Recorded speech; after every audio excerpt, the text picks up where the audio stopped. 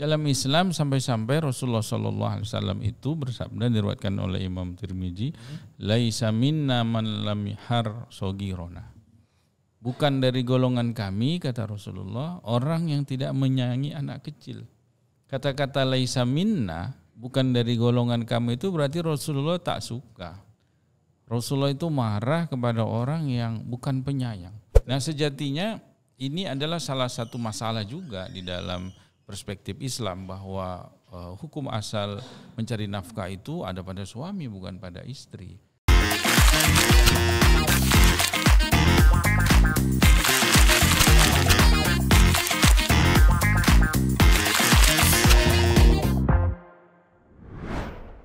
Assalamualaikum warahmatullahi wabarakatuh. Ahoy. Kaget loh. Udah mulai ya? Sudah dong. Udah ya. Sudah live. Ya. Oke, seperti biasa. Bertemu kembali dengan saya Jen Dan aku Yajuna. ya, di Info Podcast Naira sore hari ini. Dan ini sudah hari Jumat ya? Di Jumat tanggal berapa nih? Hari ini tanggal berapa ya? Tanggal 2 Tanggal 3. Agustus. Tanggal 2 Agustus. 2 ya? Ini. Terlalu cepat kamu ingin tanggal 25 ya. Ada gajian kemarin belum habis loh. Masya Allah. Itu kebalikannya kayaknya. Kalau cewek ngomongnya kayak gitu memang. Masa sih? Iya, dia ngomong belum habis padahal sebetulnya udah habis. Tapi ini kenyataan memang belum habis yang bulan lalu. Ini pada mau diutangin jadinya. Iya. Sore hari ini kami muncul dan hadir kembali di ruang kaca Anda, kaca Naku. Ruang kaca. Kaca Naku. Enggak ada juga istilah gelas-gelas itu loh pokoknya. Ya. Glasses. Enggak ngerti lah kita. Layar gelas. Layar gelas ya. Ya, Layar jadi gelas tiap hari Jumat Hah? ya kita kalau kemarin Kamis kita kan nampilkan biasa. ya Sembang-sembang, ya, berendang-endang dengan ya, serang pandang. Kalau sore hari ini sebetulnya kami juga kayaknya salah undang narasumber kayaknya hari Ada ini. yang berbeza ya. Terbawa kemarin kayaknya itu suasananya ketinggalan ya. Iya, nggak nyangka ya hari ini ada kejutan ya, kejutan yang tak ada- biasa ya. Ada surprise. Surprise. Dan jauh loh tadi sebentar kita tanya dari mana? Iya. Ternyata dari jauh, dari Batam. Dari Batam ya ke Pulau Kepri. Kenapa jauh-jauh ke Batam Ustaz? Sini banyak juga. Ya, tema kita pada sore hari ini adalah ya apa tuh? Ketika Kesabaran ibu setipis tisu ya. Tergantung tisunya ini, tisu toilet kan atau tisu mana? Kalau tisu toilet ketika kesabaran ibu setipis tisu. Emang tisu tipis ya? tipus, dia tipis. Tipis ya? Baru tahu ya, bukannya hari ya? Iya, untuk membahas itu sore hari ini kami seperti biasa hadirkan salah satu narasumber kita, yaitu ada Ustadz Tommy Abdillah. Assalamualaikum Ustadz. Waalaikumsalam warahmatullahi wabarakatuh. Ya. Pantun Ustadz. Aduh Ustaz. Ya, beliau hari ini dengan tampilan yang beda, kita nggak tahu dapat angin ribut dari mana, tapi yang jelas ini satu hal yang luar biasa, amazing. So different. With tanjak ya. In my Tanjak. country, it's called tanjak. In my country ya. Is my village. In my country, in my country, in my Is country. village apa namanya? Penyemprot. Tengkulo. Tengkulo. Semla. Ya. Di Tangkulo tanjak sama. Sore hari ini kita bahas tadi sesuai dengan tema ketika kesabaran seorang ibu atau kesabaran ibu setipis tisu. Ini kita ambil tema berdasarkan berita yang beredar ya di media sosial tentang salah seorang Kisah pemilik, nyata ya, kisah nyata. Kisah nyata salah seorang pemilik lembaga parenting ya. Daycare ya? Daycare namanya sih. Enggak tahu juga daycare ini harus Daycare. Daycare dan dekor ini. Ya, pokoknya yang biasa lah untuk merawat merasuan anak ya, kalau orang tuanya sibuk kerja, titip. titipkan ya. Betul. Ya ini memang, dan beliau juga katanya sih seorang memang pakar parenting ya, salah satu karena memang Pakar iya, ya. salah satu pakar, praktisi atau pakar nggak ngerti aku bilangnya.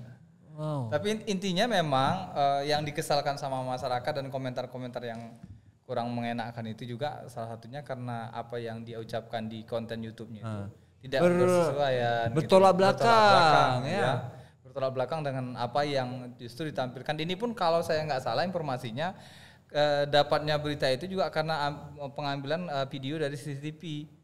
Ya, bisa dapat CCTV yang diambil oleh pihak kepolisian, diamankan sebagai bukti atas tingkat kejahatan yang dia lakukan ya. Akhirnya perbuatan ketahuan yang berarti mengerikan. dia tidak sangat profesional ya dalam hal bertindak kejahatannya. Iya, tapi sore hari ini kami cuma ngundang ibu-ibu aja lah kalau gitu, kalau bisa, soalnya Ustadz kami laki-laki nih. Macam mana lagi dibilangnya kan? Kami sudah mengupayakan beberapa narasumber para pakar psikolog dari ibu-ibu yang kami ingin hadirkan, tapi apalah Hanya daya saja, ya, ya. kondisi nggak memungkinkan dan memang agak mendadak. Padahal pada tidak hari hanya ini. satu ya, 2, 3, ada 4 ya. Ada 4 yang sudah kita hubungi, tapi Cuma masing-masing biasa lah punya ibu-ibu kan kesibukan. minta izin sama suaminya dulu sebagai istri yang memang ya. Ajukan permit dulu Iya, ya. kan begitu kan keharusannya. Benar kan Ustadz? Nggak tahu juga kita belum pernah menjadi seorang ibu, nggak tahu kalau kamu ya. Kewajiban seorang istri Iya, meminta izin sama suami itu sesuatu yang wajib. Masya Allah, tabarakallah. Ya. Baik, kita nggak berdebat terlalu lama dalam ranah itu, tapi yang jelas kita pengen berbincang-bincang dengan Ustadz Tommy pada sore hari ini, pengen tahu lebih banyak kenapa fenomena ini terjadi ya. Tapi penasaran dengan videonya. Nah, kalau penasaran kita coba ulik videonya, satu video yang sudah viral di beberapa media termasuk di media sosial yang memang ini real ya. Bukan the real Sultan. Kalau ini real memang terjadi penganiayaan terhadap bayi yang memang masih kecil. Ya, Coba meninggal ya. Itu belum tahu. Oke. Nanti kita pastikan. Penasarannya Silakan. Keluarga korban kemudian melaporkan Meita Irianti ke Polres Metro Depok. Ibu korban, Rizky Dwi Utari, 28 tahun, mengaku baru anaknya ke daycare milik Meita itu. Dikutip dari tribunjakarta.com, Rizky mengungkap bahwa anaknya mendapat kekerasan berupa pemukulan di beberapa bagian tubuh, lalu ditendang perutnya sampai jatuh tersungkur. Selain itu ada juga luka tusukan di bagian punggung. Setelah mendapat rekaman CCTV, Rizky mencocokkan dengan luka-luka memar yang dialami anaknya yang didapat setelah pulang dari daycare. Awalnya pihak daycare membantah luka yang dialami korban karena kekerasan. Ia juga menaruh curiga dan menganggap bahwa memar yang dialami anaknya disebabkan karena sakit. Saat diperiksa, dokter menyatakan bahwa memar itu diakibatkan karena benturan. Selang sebulan kemudian, Rizky mendapat rekaman CCTV penganiayaan yang dilakukan oleh Meita Irianti. Rekaman tersebut dibawa karyawan daycare pada 24 Juli 2024. Karyawan itu pun disebut baru mengetahui adanya tindak kekerasan tersebut. Sementara itu, Komisioner Komisi Perlindungan Anak Indonesia atau KPAI, Dian Sasmita, meminta Meita Irianti mempertanggungjawabkan perbuatannya. Menurutnya, kasus kekerasan terhadap anak harus diselesaikan secara profesional dan transparan. Pihak KPAI mendampingi orang tua korban yang telah melaporkan kasus ini ke kepolisian. Sementara itu, Polres Metro Depok telah menerima laporan terkait kasus ini. Dalam hal ini, laporan tersebut masih dilakukan penyelidikan oleh penyidik dengan memeriksa beberapa saksi-saksi. Kapolres Metro Depok Kombes Arya Perdana mengatakan pihak keluarga korban yang melaporkan kasus tersebut akan datang ke Polres Metro Depok hari ini, Rabu 31 Juli. Oke. Aduh, sampai tepuk jidat loh. Ya. Seserius itu ya? Ya. Jadi Bukan seserius itu, semengerikan itu ya. seganas itu. Ganas. Sesadis itu Apa ya. kalau bahasa masanya apa? Ini apa nih? Pengganas apa pengganas? Sadis itu, sadis Ya, semua. sadis sekali ya. Iya loh, betapa sedih ya orang tua menitipkan anaknya ke daycare itu ya. Itu juga jadi Pelajaran. ketakutan Pertimbangan. tersendiri Pertimbangan juga bagi sih. para orang tua yang mau menitipkan anaknya di daycare itu ya dengan alasan bekerja sibuk sehingga Waduh, itu jadi bahan pertanyaan kita Iya. nanti tuh sama Ustadz ini kayaknya. Gimana ceritanya ini? Tapi Ustadz ini mengikuti nggak Ustadz berita terkait dengan yang viral di media sosial ini? Ya karena viral terlihat juga terdengar, tapi tidak terlalu detail. Baik. Kira-kira apa nih Ustadz? Fenomena ini kenapa menjadi muncul ke permukaan dan kayaknya miris sih sebenarnya karena semarah-marahnya kita atau mungkin alasannya apa baby blues apa? enggak baby blues sih enggak ada hubungannya. Iya, ya marah misalnya kan dia sebagai wanita mungkin dia juga punya anak mungkin ya bisa berimpact kepada Tapi hal dia itu. pemilik daycare loh. Ya itu, nah ini yang menjadi persoalan. Mungkin bisa Apa ini kalau bicara kayak gini udah menyangkut kejiwaan ini. nah, nanti kita tanya dokter kejiwaannya. Silakan Ustaz. Baik, bismillahirrahmanirrahim. Assalamualaikum warahmatullahi wabarakatuh. Waalaikumsalam warahmatullahi wabarakatuh. Alhamdulillah, syukurillah, salatu wassalamu ala rasulillah, wala hawla wala quwata illa billah. Alhamdulillah di penghujung Jumat berkah sore hari ini kita bisa kembali bersua dengan Cikgu Junna dan Pak Zain beserta semua kru dan tim yang ada di studio maupun semua audiens yang ada di rumah atau di mana saja yang bisa mendengar acara kita. Alhamdulillah. Apa yang baru kita saksikan ini menjadi salah satu fenomena gunung es saya kira. Mengapa fenomena gunung es itu kan di puncak kelihatan, sebenarnya di bawah lebih besar lagi, lebih banyak lagi. Artinya yang terungkap di permukaan itu sedikit, sebenarnya kasusnya banyak. Hampir bisa disurvei, diriset, mungkin para mahasiswa yang mengambil skripsi terkait dengan kekerasan terhadap anak. Kebetulan anak saya kan calon psikologis ya, sedang menyusun skripsi juga tentang pembulian. Beliau di pesantren Darul Arafah sedang meriset tentang pembulian santri dan pengaruhnya terhadap semangat belajar dan prestasi. Nah, fenomena kekerasan terhadap anak itu kan banyak, bukan hanya terjadi pada istilah tadi penitipan, tempat penitipan anak, tapi juga langsung dilakukan oleh orang tuanya, ibu kandungnya. Maka judul ini sebenarnya sangat romantis dan puitis ya, ketika kesabaran ibu setipis tisu. Mengapa hal ini bisa terjadi? Nah, ini kan kalau kita explore bisa dari beberapa perspektif ya, dari banyak perspektif, baik perspektif psikologinya, mentalnya. Tentu kita sebagai seorang mukmin dan mukminah adalah perspektif akidah, keimanannya, ya, begitu. Nah, terkait dengan peran seorang ibu di dalam rumah tangga, bukan hanya berstatus sebagai istri, tapi juga dia sebagai seorang ibu yang mengandung, melahirkan, menyusui, membimbing, mendidik, membesarkan anak. Makanya peran ibu itu sangat luar biasa dalam Islam. Bahkan Rasulullah itu menyebutkan ketika seorang sahabat bertanya kepada siapa pertama kali dia berbakti, kepada ibumu, ibu sampai 3 kali baru ayahmu. Termasuk apa yang dijelaskan oleh Rasulullah SAW dalam sebuah hadis riwayat Imam Muslim terkait dengan kullukum ra'in wa kullukum mas'ulun 'an ra'iyatihi, tiap-tiap kalian adalah pemimpin dan tiap-tiap kalian bertanggung jawab terhadap apa yang kalian pimpin, mulai dari level wal amiru 'alan nas, pemimpin negara, semua warajulu ala ahli baiti, seorang suami pemimpin rumah tangga, dan yang kedua wal mar'atu ra'iyatun baiti ba'lihi wa walidihi wa hiya mas'uliyatun. Seorang istri adalah penanggung jawab terhadap rumah anak-anaknya, dan dia akan diminta pertanggungjawaban terhadap kepemimpinannya, termasuk di dalam mengasuh dan mendidik anak. Nah, jadi mengasuh mendidik anak itu sudah jelas seorang ibu memiliki welas asih yang berbeda dengan laki-laki. Kalau kita laki-laki dikenal kurang sabar, dibilang orang kurang telaten, ada juga kurang peduli, begitu kan. Contoh, Pak Jin merasakan enggak ketika kita baru punya anak pertama, anak kita masih bayi, kan saya aja nih Ustaz. Ya enggak, kan saya juga. Oh gitu ya. Sebelah enggak ditanya. Enggak dong. Merasakan enggak? Jadi kan maksa itu sampai konanya kemarin udah bener itu ya. Anaknya masih usia baby, masih baru lahiran, merengek nangis, anaknya maaf BAB begitu kan. Seorang ibu yang baru tertidur, ya bersihkan dulu pakai popok kan, kita masa dulu kan. Sekarang udah pakai pampers, ganti pampers, tetap saja dibersihin tuh kotorannya, ya. Kemudian nangis lagi, nyusuin, ya kan. Walaupun dia dengan berat, tetap dia dengan rasa tulusnya, sayangnya, ya, merawat, mengasuh anaknya. Begitulah, ya begitulah kasih sayang seorang ibu. Nah, berjalannya waktu, kasih sayang seorang ibu terhadap anak itu akhirnya berbeda-beda, tergantung kepada bagaimana kondisi sang ibu. Tadi saya lihat dari berbagai perspektif, termasuk di dalam Islam. Dalam Islam sampai-sampai Rasulullah SAW itu bersabda, diriwayatkan oleh Imam Tirmizi, laisa minna man lam yahar sogirona. Bukan dari golongan kami, kata Rasulullah, orang yang tidak menyayangi anak kecil. Kata-kata laisa minna, bukan dari golongan kami, itu berarti Rasulullah tak suka. Rasulullah itu marah kepada orang yang bukan penyayang. Ya, la yarham wala man lam yarham.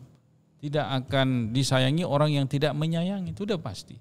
Pokoknya ini ada kekerasan terhadap anak dari orang tua, terlepas tadi daycare sebagai tempat penitipan anak ataupun di luar itu atau orang tuanya langsung.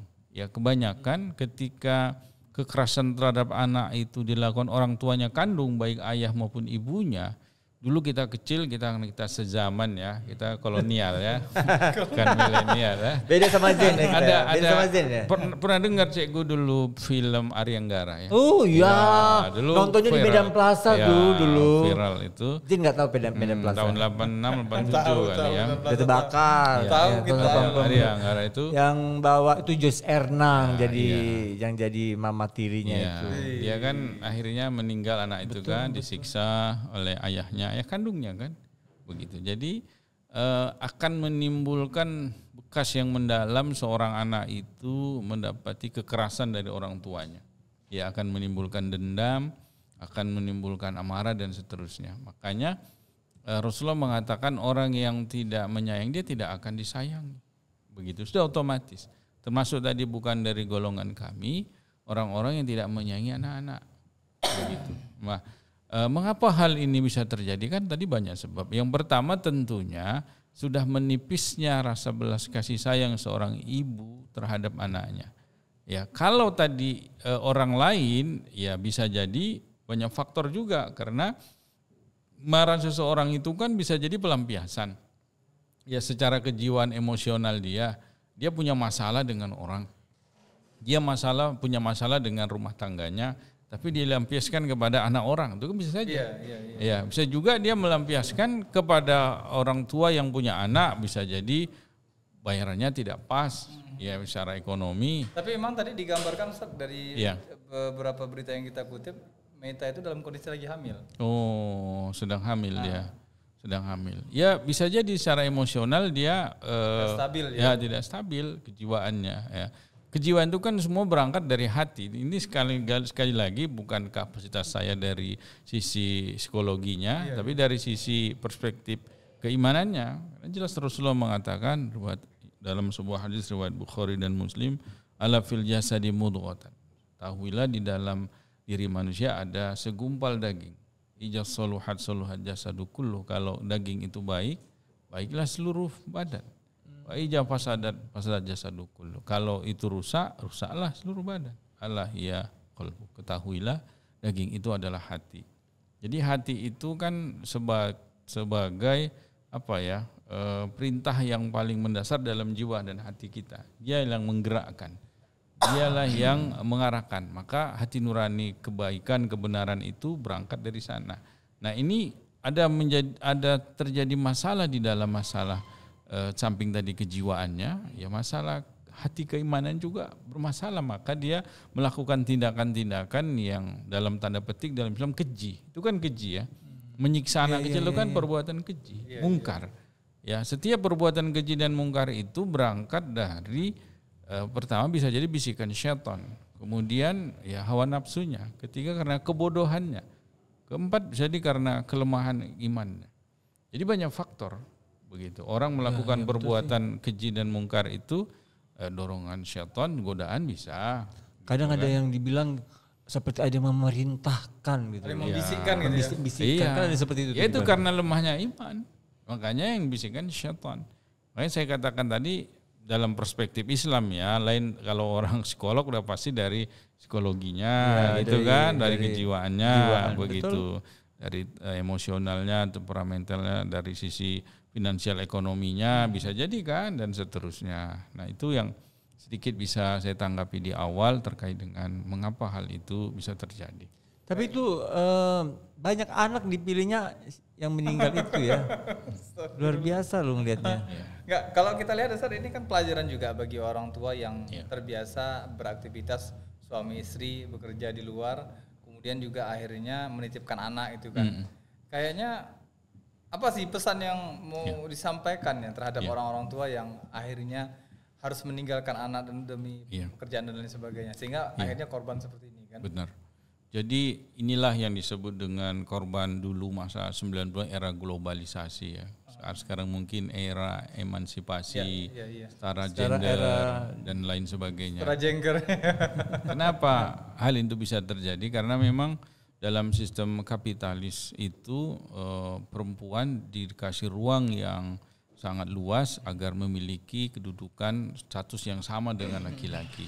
Mereka itu dianggap punya status sosial ketika mereka menjadi seorang seorang wanita karir, wanita begitu ya, kurir ya. wanita karir, dan wanita karir itu di mata masyarakat itu wah begitu. Ya itulah sistem kapitalis memandang seperti itu. Kalau misalnya Di samping itu wanita karir banyak menjadi menjadi tujuan para wanita saat sekarang ini kan tadi memiliki status sosial, pendapatan, penghasilan dan seterusnya. Termasuk karena keterpaksaan ekonomi, ya seorang istri harus membantu suaminya mencari nafkah, ya dengan rela meninggalkan anak-anaknya dan dengan dititipkan. Itu bagian daripada bilang bahasa orang sekarang tuntutan ekonomi. Iya, betul. Nah sejatinya ini adalah salah satu masalah juga di dalam perspektif Islam bahwa hukum asal mencari nafkah itu ada pada suami bukan pada istri. Nah istri itu bukan tidak boleh membantu suami mencari nafkah, tapi perannya jangan sampai meninggalkan tanggung jawab utamanya itu di rumah tangga sebagai ummun warabatul bait, sebagai ibu dan pengatur rumah tangga. Jadi ketika seorang wanita statusnya istri atau ibu meninggalkan rumahnya, anak-anaknya, akan banyak sekali dampak-dampak negatif yang akan muncul. Salah satunya tadi adalah siapa yang mendidik anaknya dari sejak dini kalau bukan seorang ibu. Kalau dititipkan kepada tadi babysitter, pembantu, ART begitu, maka mentalnya adalah mental ART. Yang kita tahu pendidikan mereka adalah pendidikan yang rendah, bukan mengecilkan, tapi pada faktanya begitu. Jadi efeknya banyak, termasuk ketika seorang wanita karir lebih banyak di luar beraktivitas, bahkan harus keluar kota, bahkan sampai kalau udah sampai level CEO sampai ke luar negeri dan sebagainya, suaminya ditinggal beserta anaknya dan pembantunya. Akhirnya yang melayani suaminya adalah ART-nya, sampailah terjadi perselingkuhan. Ya, jadi hamil. Iya, efeknya banyak. Banyak. Sinetron itu loh, Efeknya banyak. Ya, terutama jadi ini adalah ciri masyarakat kapitalis yang memang menempatkan wanita itu ke ruang publik seluas-luasnya dengan di feminisme dan kesetaraan gender. Dan kita harus membatasi itu. Wanita boleh, saya katakan bukan dilarang selama dia mendapatkan izin suaminya, selama dia tidak menimbulkan fitnah dan tidak meninggalkan peran dia sebagai ibu dan pengatur rumah tangga. Ya, Oke, memang Ustaz kalau kita lihat fenomenanya terkait dengan tuntutan karir tadi dan kebutuhan.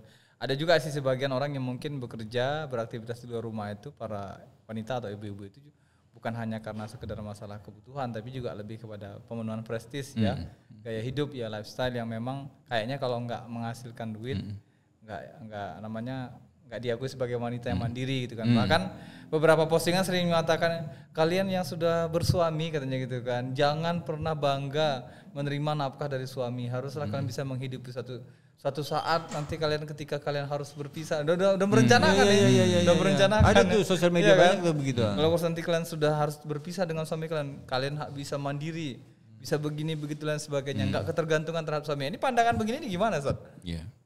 Ya itu provokasi yang negatif ya. Terus cara membedakannya itu gimana? Susah pula ya. Cara membedakan di sosial media itu sering muncul kan di Instagram. Iya. Itu tadi karena ingin menonjolkan bahwa wanita juga bisa kok. Iya, betul. Kaum hidup feminis tanpa, itu bisa kok tanpa kaum patrialis ya istilahnya. Feminis dan patrialis, begitu patriarkik. Jadi ini provokasi yang negatif saya kira. Kalau dia sudah menanamkan mindset di dalam dirinya bahwa akan mengantisipasi hal-hal buruk yang terjadi, biasanya yang terburuk itu yang terjadi begitu. Coba dia rubah mindsetnya. Karena dia sudah menyiapkan diri untuk menerima itu ya. Iya. Terkadang nggak bisa juga disalahkan secara langsung sih, karena para para wanita pun banyaknya kasus-kasus terjadi seperti kekerasan dalam rumah tangga, termasuk perceraian dan lain sebagainya, memang salah satu itu yang menimbulkan provokasi tadi begitu. Maka harus kita kembalikan pada porsi yang sebenarnya gitu, jangan sampai berlebihan. Mengapa? Kalau berlebihan ya tadi itu akan menimbulkan mindset negatif. Jadi tidak dapat dosa investasi nggak sih yang membuat konten-konten seperti itu, Ustaz? Perlu disampaikan juga nih ke ibu-ibu biar tahu mereka. Benar. Ya kalau niatnya untuk melawan suami ya berdosa. Jadi ada nilai, kira-kira ada motivasi lain nggak selain melawan suami kira-kira konten itu? Ya itu, buatlah provokasi itu yang positif. Oh, maksudnya model provokasi yang lain ya? Iya, provokasi yang positif. Jadilah istri soleha, Ya, begitu ya, kan? ya. Nah, kalau kita disayangi, kita menyayangi suami kan, suami akan menyayangi kita. Dilihat cegu pula yang berusaha untuk jadi soleha. Bukan maksudnya jadi soleh gitu ya? Dan mereka melihat itu jadi suatu ketetapan yang diyakini, sehingga ya sudah. Namanya energi dan emosinya satu frekuensi mereka. Gimana kita bilang? Kan manusia ras terkuat di bumi kan frekuensinya sama kan? Itu kenapa di Islam diatur semua ya? Kenapa wanita begini nggak boleh begini, nggak boleh begitu? Ya sebenarnya ya. Karena fitnahnya itu pasti akan jauh lebih besar, termasuk anak-anak kita di sini nih ya, kalau nanti udah besar buat usaha mandiri di rumah begitu. Jangan banyak di wanita luar. juga menyebabkan kita pindah ke dunia kan. Ke dunia. Tadi kan kita di surga. Ya kan? Kekuatan wanita itu loh kan. Iya. Betul nggak sih? Nanti kita pertanyakan saya nggak mau terprovokasi ya dengan provokasi jahat dari kamu, hati-hati. Nanti saya Kan suka jeli. Saya akan nanti bahaya.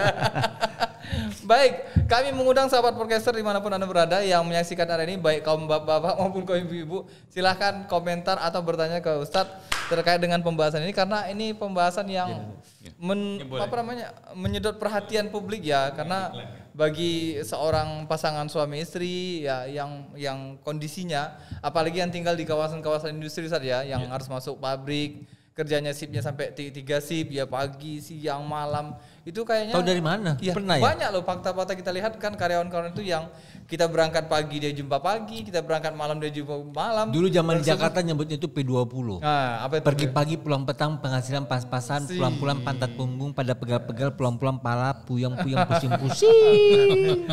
Itu nggak berapa P itu? Iya. Jadi memang apa ya, hal seperti ini membuat kita ngerasa ya prihatin juga gitu loh, sehingga wajar aja kemudian orang nganggap ini mindsetnya Ustaz, kayaknya memang takaran itu materi sih. Betul. Saya lihat seperti itu. Ini perlu diluruskan juga Ustaz. Iya, jadi ini kan buah dari sebuah pohon yang bernama kapitalis tadi. Ya, kapitalis itu kan kita udah sering bahas, peran pemerintah penguasa itu hanya sebagai regulator yang membuat aturan undang-undang, dan selebihnya diserahkan kepada masyarakat rakyat masing-masing. Mau hidup-hidup, mau mati-mati, gitulah bahasa kasarnya. Ya kan? Dengan cara masing-masing ya, benar. mendeskripsikannya Kalau ya. kita mau survei, teman-teman kita yang kerja buruh suami istri itu, coba ditanya, apa mereka ada diurusi oleh pemerintah secara langsung ya? Tidak ada. Ya, tidak ada. Maka mereka berjibaku dengan waktu dari pagi tadi sampai petang, sambung lagi malam, shift 2 shift lagi sambung sampai dia mau pingsan. Bahkan banyak juga kan kasus terjadi abang Gojek sampai pingsan nggak makan di atas motornya. Coba ada yang peduli? Nunggu mau mati baru yang peduli kan? Ya, baru dipiralkan Iya, ya. Sampai ada kasus kemarin viral juga. Jangan sampai terjadi ya, datang ke Yanjuna. Seorang abang Gojek itu berdoa di masjid, dia nangis kan. Didengar rupanya anak istrinya belum makan sampai malam. Iya, anaknya sakit. Coba. Itu kan Aduh, itu Bang Gojek, tolong dong panggil Bang Gojek. Iya loh, Bang Gojek, Kami prihatin ya. Kami prihatin. Nanti bisa datang hubungin kami lah. Ya. Datang aja ke Naira, saya jumpakan dengan Yanjuna, nanti datang aja. Masya Allah. Jadi kan banyak sekali masalah kita begitu kan, termasuk Tapi katanya menikah mendatangkan kebahagiaan, rezeki dan segala macam. Itu gimana jadinya, Ustaz? maka harus kita Malah nggak bahagia itu jadinya. benar. Nah, Harus kita pahami ada istilahnya kemiskinan yang sebagai akibat kemalasan, ada kemiskinan karena kultur budaya, ada kemiskinan karena struktur. Ya gitu. Dikatakan kemiskinan struktur itu memang negara itu membuat sistem kita itu jadi miskin, malah kita negara kaya. Kemarin siapa Pak Mahfud MD yang membuat kalkulasi tentang tambang negara kita kalau dikelola secara profesional oleh negara, tiap warga negara itu dapat 20 juta tanpa bekerja. Coba begitu. Ini kan kemiskinan terstruktur gitu, bukan kemiskinan karena kultural, bukan karena